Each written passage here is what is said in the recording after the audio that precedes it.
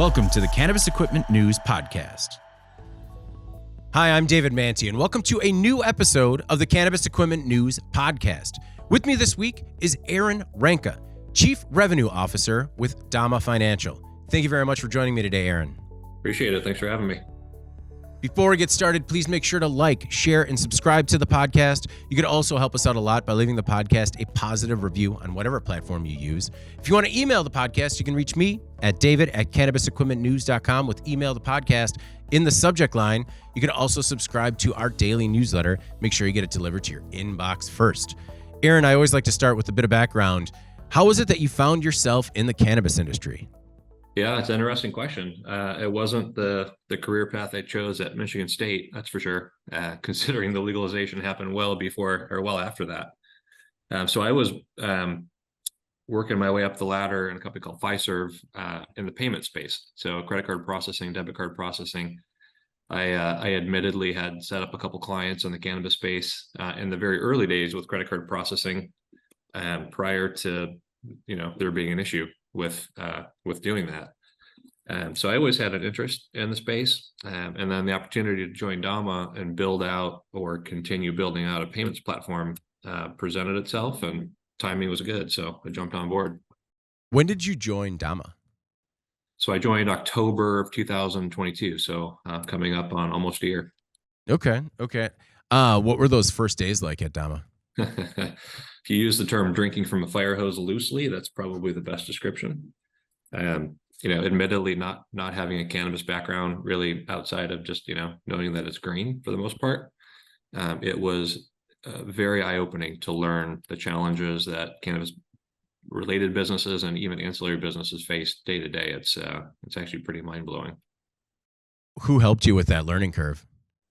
Everybody, Googling certain articles, looking at LinkedIn, internal. I was literally asking everyone that I could, what's going on in the industry. I was talking to clients, talking to employees, talking to our board, our investment committee. I mean, everywhere there's an opportunity to learn something, I was barking up that tree. What were some of the things that you found particularly jaw-dropping? So, access to things that traditional businesses take for granted, like payment processing, for example, traditional banking, lending. One of probably the biggest and most concerning thing that's still a problem in the industry is what I'll call the employee bill of rights, right? So you're a bud tender in, Johnny's cannabis shop. You want to go to your bank and get a loan, and your bank doesn't recognize your income, and you can't get a loan, right? Can't buy a car, can't buy a house, can't put your money in that bank. That's a pretty big challenge. I never really thought of it from that perspective, just because we focus primarily on the business side of things. That's incredible. And that's, for how many employees operate within the cannabis industry, I mean, that can really shake up your personal life. It could, totally. If I look at an average, let's call it 12 to 13 employees per mid-size or small business, and then you multiply by the number of dispensaries in the United States, that's a lot of people that are affected by something, that people would take for granted for the most part. Is that something that their employers can help with in terms of products? 100%. Yeah. So it's probably more incumbent on banking, and specifically around, access to just federal legislation, like, say, for example, that says this is a safe space to bank. But employers have, some tools at their disposal through payroll or just helping streamline bank relationships with a handful of banks that are considering cannabis to be a viable income source. So yeah, absolutely. But there's still a lot of work to do. When you came on board with Dama, what were some of your first things that you wanted to attack? Well, I was brought in as a payments guy. So that was, job number one. It was probably 2 to 3 months after our chief revenue officer went into to the lending space. So the opportunity presented itself to go into this side of things and focus really more so than just payments, but banking, payments, point of sale, all the products that we offer, whether they're direct or even some that we partner with. So that was pretty eye-opening to get in to see really the big picture. Okay. Well, Dama hired a new CEO, Patrick O'Boyle, in February. How have things changed with some of the shakeups at the top? It's actually very interesting. So Patrick came to us with payments experience and with banking experience, and specifically with servicing financial institutions, which is some of the background I had, more of a payments background, working on behalf of a financial institution. So if you were to say we require three things from a executive leader, would be cannabis experience, banking experience, and payments experience. Hitting 1 out of 3 would be considered pretty good. We hit 2 out of 3 really, really well. So with his onboarding, the company itself, I'll say we were probably more like 4 or 5 companies operating under one roof. And that one roof was not really central. I mean, no one's going to, well, a couple people go to office buildings. But for the most part, our employment base is spread out across the US. So Patrick brought in an operating system called EOS, which a lot of small businesses or mid-sized businesses use to run and keep accountability, and really has done a tremendous amount of work to centralize multiple different avenues in the company to one company, right? So if you look at GrowFlow as a product, GrowFlow was a company that Dama acquired prior to Patrick and I both joining. Their entire set of core values was pretty similar, but didn't align exactly, right? So, step 1, redefine core values. Step 2, define management structure. Step 3, accountability chart. And then roll that accountability out from executive leadership all the way down to, the newest employee that we have. So that was the very eye-opening and timely. Was there a lack of accountability in the previous structure? I wouldn't call it accountability. And the reason I use that term, so most organizations use an org structure, an org chart, which is really almost exactly the same thing as an accountability chart. The accountability chart to me it's almost semantics, where you're responsible for your position, but you're accountable to other people to make sure that your job is done, and they're accountable to you for the same reason. So interchangeable term, but probably a little bit more meaning with the term accountability. Understood. In your opinion, how does Dama fit into the cannabis landscape?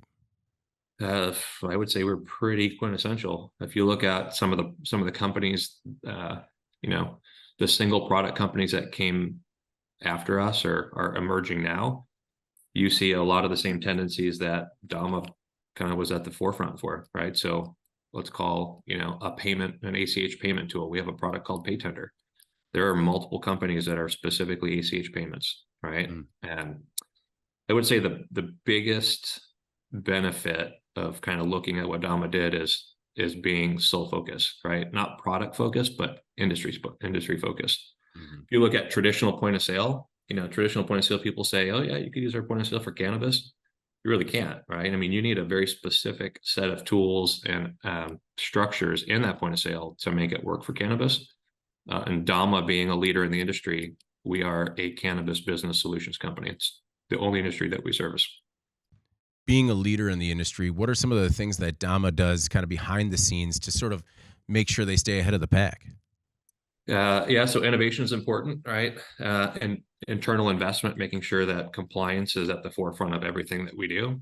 All the decisions, all the partners, all the relationships that we've formed or helped to form in the marketplace are done with that compliance mindset, right? And that's really the only way to remain in the industry, is to follow the rules to the exact letter, if not more so. Mm-hmm. I was just having a conversation with somebody about that, about how there are still some operators that don't want to, for lack of a better term, follow the rules to the letter of the law and still have a little bit of pushback. I mean, do you find that just causes sort of like unnecessary risk? Yeah, 100%, right? And it's not just the business owner, it's the employment base, it's the vendors, it's the consumer that goes into that dispensary and they're not open the next day. You look at, for example, the ability to take your paycheck to a bank, right? Let's say you're a cannabis business operator and you don't renew your license. Well, your bank account gets shut down, or someone turns off access to your POS, or you don't pay your bills and you can't have people log in for work the next day. It's a pretty big disruption, right? I mean, that's right. Mission critical to be open and operating and not have to worry about that going forward, right? Right. Well, and you talk about things that are critical issues in the cannabis space, but are just like expected. Just just a normal business for any other operator. Yeah, I mean, you take it for granted, right? You go to the bank, you open a bank account, you get a debit card, you go buy things, right? You can't do that in cannabis necessarily. I mean, Yeah. very, very few opportunities for those things exist, and they don't exist in every state. That's for sure. Well, I mean, now that I have two small kids, I have very little opportunity to use any disposable income, period. um, because you're on the financial side, I really wanted to talk to you a bit about safe banking. In your opinion, what is the state of the Safe Banking Act? So I'm pretty optimistic. I always like to look at the glasses, half full versus half empty. The actual act itself is a continuation of work that started, 6, 7, 8 years ago or longer. If it doesn't pass, or if a version of it doesn't pass, the single store operator, or let's say the new market entry operator, or even a social equity operator, someone without access to, investment funds or business savvy, may or may not be in business in the next couple of years. I mean, it's a critical thing that has to happen. And I've been asked this question before: what happens to Dama if SAFE passes? Right? Mm-hmm. Nothing. Right? I mean, we continue to provide a compliance wrapper for any bank that wants to receive CRB related funds. If you were to say safe banking passes tomorrow, I don't think the big red or the big blue or the big gray or whatever color bank you want to add, or a name bank, is going to say, oh, great, let's go open a cannabis division tomorrow, and we're going to go, be the leader, right? So you'll still need companies like Dama for compliance, to make sure that things are going properly, to review licenses, just to really have the expertise of how to do this properly and comply with all the rules. What are some of the bill's weaknesses, in your opinion? I am I'm probably the least technical and the least political minded person that you've ever talked to. Right on. So that means you're the most reasonable. You're the most reasonable. Yeah, in my opinion, if it protects CRB's interests and it doesn't violate any laws, or no one's going to get hurt, it's pass the thing, right? It's been explained to me that there are parts of the bill that don't stack up for compliance reasons, or leave loopholes open for less regulated businesses to enjoy the benefits, right? And that's probably the easiest way I can say it is, the bill was designed for CRBs to have access to traditional financial services. There may or may not be some other businesses that benefit from that aren't as heavily regulated, and that could cause financial harm in the long run. You've mentioned a couple of these already, but do you have the most critical issues for cannabis operators right now in a pre-safe landscape? As far as like the problems that they're facing every single day? Yeah. Yeah, I mean, number one is financing, right? Yeah. And not just financing like, hey, can I get a loan and open a business, but financing like, can I take this bag of cash to the bank and deposit it? Or can I, instead of taking that bag of cash, can I convert that to an ACH? Or can I have a credit card terminal or a debit card terminal, or any sort of not cash payment available, where I'm not putting my employees in danger by dealing in cash, or having the burden or expense of, bringing that cash back into the mainstream. Mm. What kind of hand-holding does Dama have to do with its clients in order to make sure that they remain in compliance? We have what I call the compliance brick wall. Her name is Michelle Sullivan. She is our chief compliance officer. Multiple years without aging her of compliance work in the banking space. And the amount of just effort that goes into validating who the beneficial owners are in a bank account, pretty mind-blowing. If you go to the bank, let's call it the bank, the traditional bank, right? You go to the bank tomorrow, there's 2 partners in a business, maybe there's 5, something like that. The bank is required to validate up to 4 owners of the business. Anything past, anything fractional under 25% doesn't really matter. Cannabis, 16 to 18% is probably a safe number. as far as beneficial owners go, we go down to the level of 10% roughly. And we don't do that to make it a burden to sign up with us. We do that to make sure that every single person in the business that has control of the business isn't going to be a problem later and cause the business to be shut down. So just the general, the amount of work that goes into one, opening account, and then two, servicing it and making sure that it stays open is pretty mind-blowing. Can somebody with just a 10% stake in a cannabis business cause that much trouble? Theoretically, yeah. Okay. Right. How so theoretically?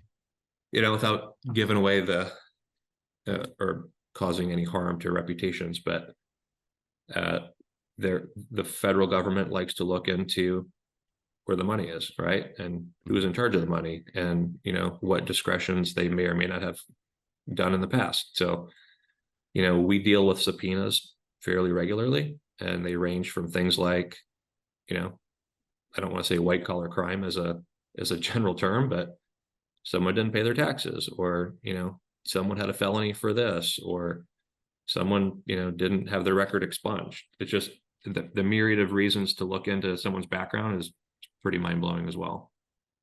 Is the financial side of the business going to be that much more difficult for a lot of the social equity applicants that are in the industry?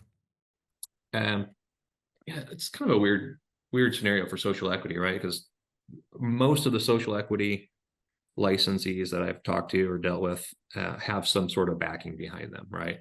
So they're I don't want to say that they're like the scapegoat or the mule to get the license, because sometimes they are, but a lot of them have, some pockets behind them, whether it's traditional or non-traditional, or, we'll just say, so-and-so is pretty famous and they want to get into cannabis, so they go back a social equity person. From a business operation standpoint, just the amount of regulation and cost involved in running a cannabis operation, from taxes to processing of cash to purchase of equipment to the cost of being shut down for 2 weeks or 3 weeks or 4 days or whatever it may be, it adds up quick. And if you're not really buttoned up with having run businesses before and being savvy and having a lot of foresight, it's going to be challenging, right? Right. And then you factor in things like cost compression, supply issues. You can't, if you're in Michigan, you can't go to Ohio and wholesale a bunch of product and bring it across state lines. So if the entire Michigan economy for growing fell apart, or you don't have some sort of steady supply, you have a retail issue, right? Right. So you really need to have a really good team around you, right? You can't just be a single person running a store and expect to do really, really well, given the challenges in the landscape right now. Is there any part of the legal U.S. market that Dama isn't involved with, as far as states or territories? So there are certain states that we do better than others, right? And probably the biggest example is the point of sale system. So GrowFlow is our point of sale. We do integrate with Metric and BioTrack, and we do integrate with some of the custom ones, like in Washington at CCRS. But there are states that haven't defined what their compliance rules are, or there's a new state I was talking to recently that they've got a catch-22, which is glaringly obvious, and they don't have a resolution for it. So if you're going to operate in a state, you have to be either a really big development shop with a ton of people saying, we're going to go make this thing work for every single compliance rule, or you have to pick a point of sale system that's already in that state, or that can do things quickly, right? So every state is a challenge. If you look at the country of Canada, they have a central system for running your business, right? It's federally legal. They've got central sources for inventory. There's a lot of controls that make it kind of ubiquitous across all of the territories. In the United States, all of the states where it's legal, 23 or 24 for adult use or more now, every single state's different, right? And not like two little things, but pretty glaring differences. What's the state with the catch-22? It's over on the right-hand side of the country. Okay. On the right-hand side, on the north side? Yeah, the right hand on the top right corner, somewhere up there. Yeah. Somewhere up there. And it's, to be honest with you, it's not like it's not a really bad or crazy loophole. It's just, they want you to do one thing, and then in order to do that one thing, you need to go collect some information that you're not supposed to collect. Okay. Um, you talk about being on the forefront of innovation. What are some of the issues that your customers are coming to you looking to solve that you still don't have a product or solution for? On the banking side, it's having a credit card to go buy supplies, right? Yeah. The ability to purchase on credit or to finance. Let's say you're a grower and you want to go buy some lights, right? Unless you use a debit card or an ACH, pretty hard to do that, right? Yeah. So credit card is a pretty big one. Some of the benefits that we built into our online account center for Dama is to really make our banking product feel like you're going to the big whatever bank we'll call it website. And we are adding the capability for international wires for non-cannabis related purchases, which is a pretty big scenario considering some of the supplies come from outside of the four walls of the US. Mm-hmm. Those are just two relatively easy ones, right? The rest of them are, how do I put money in the bank account without having it picked up by a courier? Or can I write this person a check and it clears? Or so-and-so works for me and they want to get a 401k plan, but we're a dispensary and the investment company won't take them because they don't recognize the income. Mm-hmm. That was a challenge I had personally, right? I switched my 401k from the previous company. And the new company looked at my title and the fact that I'm in the cannabis space, and they were like, we don't want that business, right? So Really? we had to, I don't say we put up a big fight, but we have essentially said, I'm not touching plants every single day and selling the actual product. We're cannabis business solutions, right? We're a B2B company like anyone else, right? But just having that level of scrutiny is it's challenging. And to me, that was a relatively easy one. I don't even want to think about some of the stuff that employees in the dispensary have to face on a day basis. Well, I think that's important to note, though, that I think sometimes when you're on the ground, when you're on the plant floor or you're on a boots on the ground employee, that you sometimes don't think that the issues they're going through go all the way up through the C-suite in the cannabis industry. So as the chief revenue officer of Dama, how's business? Business is challenging, right? And a friend of mine asked me, like, what do you like about your job? I said, well, it's not the same thing every day. It's not the same thing every minute. It's not the same thing every second. It's literally that dynamic where something could change immediately. Now, I would say Dama is in a really good position overall. We've got a really good board of directors. We've got a great leadership team. We've got unbelievable employees that love what they're doing. They show up happy. Doesn't matter what position you are in. If you don't exude the core values of Dama and you don't fit in, it's probably not a good industry or place for anyone to work, really. So dynamics of the industry are probably what are causing a lot of the grays you see on the side of my head, but I wouldn't change it anytime soon. Understood. I caught the same grays. When you're talking about getting these questions from customers, almost like, on an hourly basis, minute by minute basis, how are those coming in and how do you prioritize, who you're going to help first? So we have, like I said before, our team, our employment base is top notch, right? So if it's a question around customer service, we've got a customer success, we've got customer happiness, we've got on the POS side of things, we've got implementation, we've got customer service on that side as well. I mean, we've got leadership teams in place to handle things like this every single day. If it's a announcement for a Mastercard, it's going to a different group. Whereas if it's, I don't feel like I'm compliance because this law says this and you do that, that goes to a team, right? And as things come in, we monitor through a ticketing system. We keep track of our response rates. We run this thing like a professional services company should. Mm-hmm. Priority is an interesting topic, right?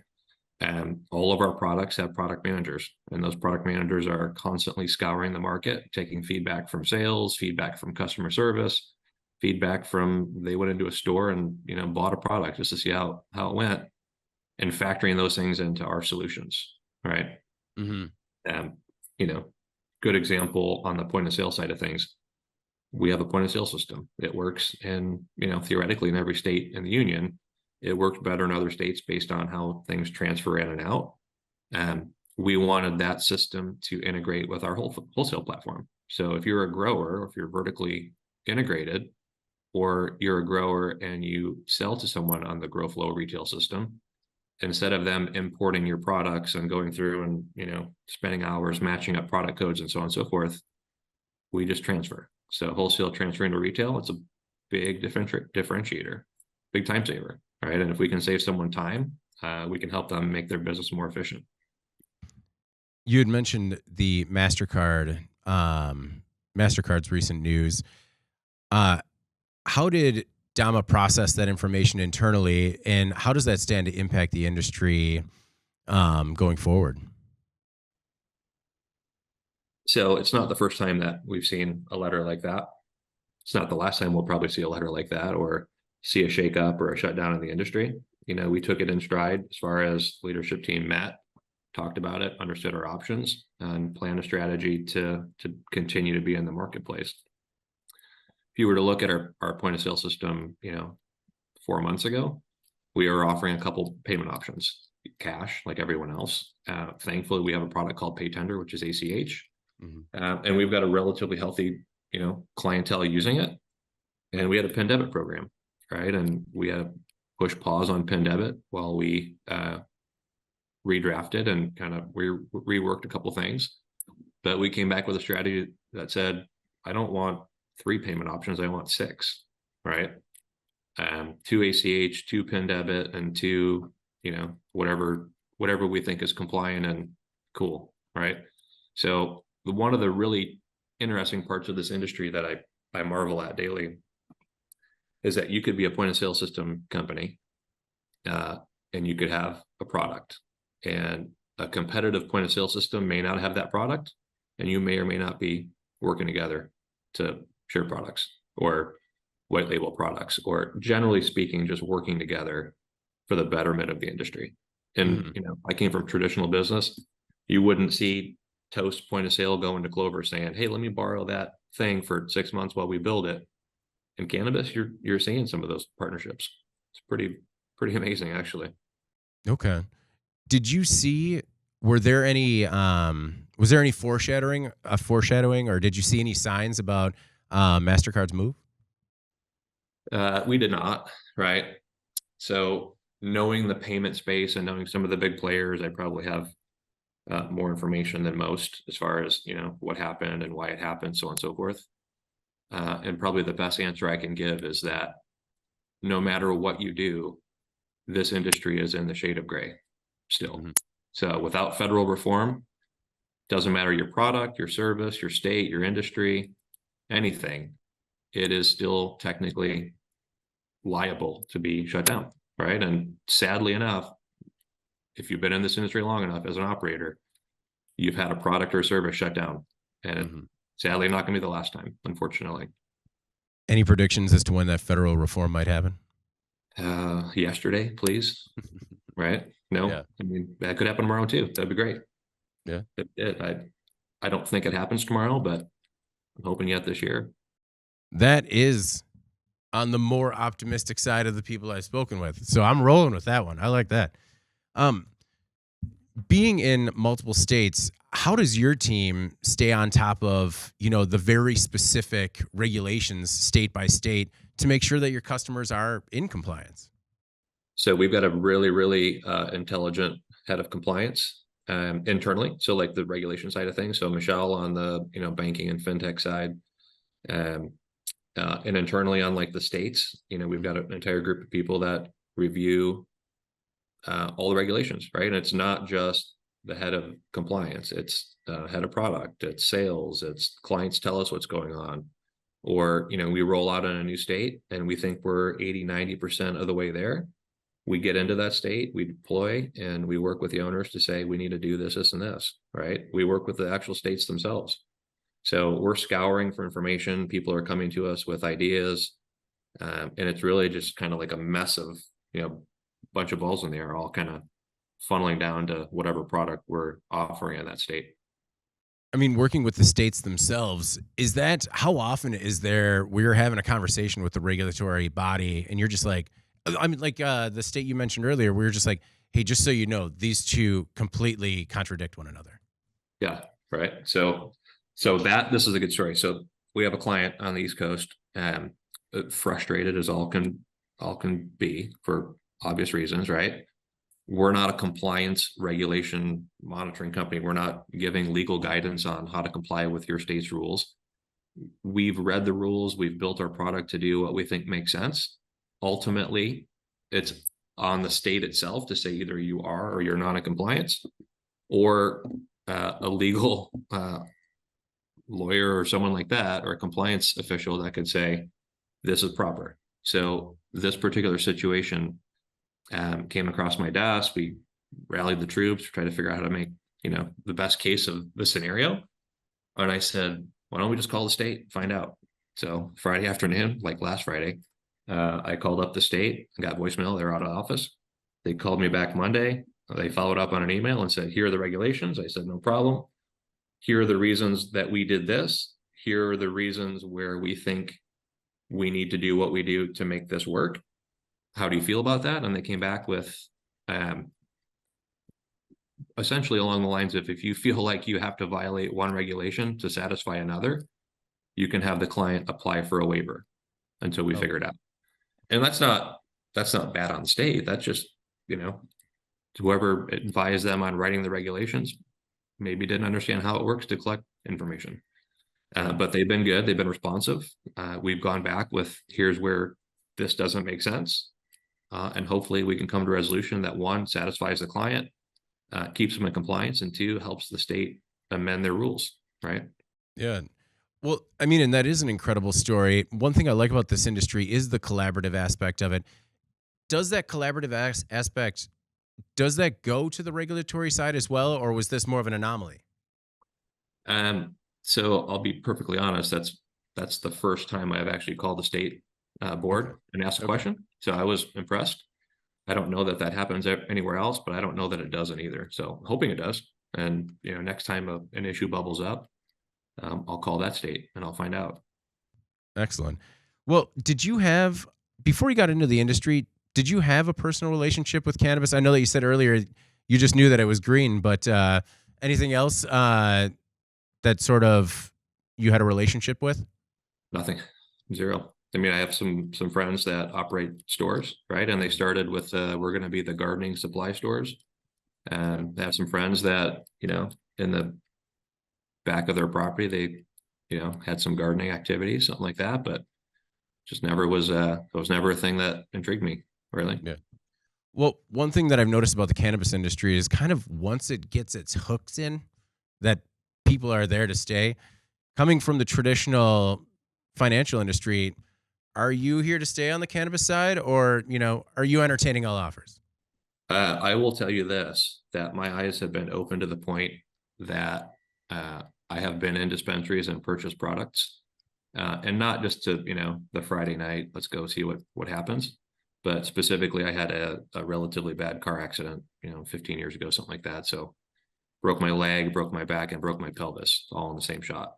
And so, at some point, Tylenol or Advil or Motrin or any sort of painkiller may not cut it. So keeping my options open to see if there's an alternative. If that's the case, I'm assuming it is, considering what I've heard. Yeah, 100%. No reason to leave. Aaron, I want to thank you very much for your time today, and especially for your insight on the cannabis industry when it comes from the finance side of things. Before we get out of here, is there anything else in particular that you want to make sure the Cannabis Equipment News audience either knows about yourself or Dama Financial? So we, as a bank or a bank service company, have been known as Dama Banking Solutions, right? Mm-hmm. If you look at the corner of my screen, if you look at Google today, if you go to our website, or websites plural, you're going to see Cannabis Business Solutions, right? We're not just a banking service company. We're point of sale, we're payments, and we've got access through partners with insurance, payroll. We even have the little cameras that are forward facing for your car, and internal facing. So certain states, 2 in particular, require either 2 human beings in the vehicle for delivery, or a human being and a camera system. And so whatever, to satisfy the legal requirements, you could put 2 people or put a camera. from a safety perspective, if you've got a camera forward facing on your rearview mirror and you pull up to a delivery that goes wrong, someone may or may not do what they were intending to do if they see that camera. So it's not just, get a bank account and you're happy. It's, if you get a license, you call Dama and we will do our best to make sure you have all of the solutions you need to run your business. Excellent. Well, thank you again for taking the time today, and I hope we get a chance to talk again soon. Appreciate it. Thanks for having me.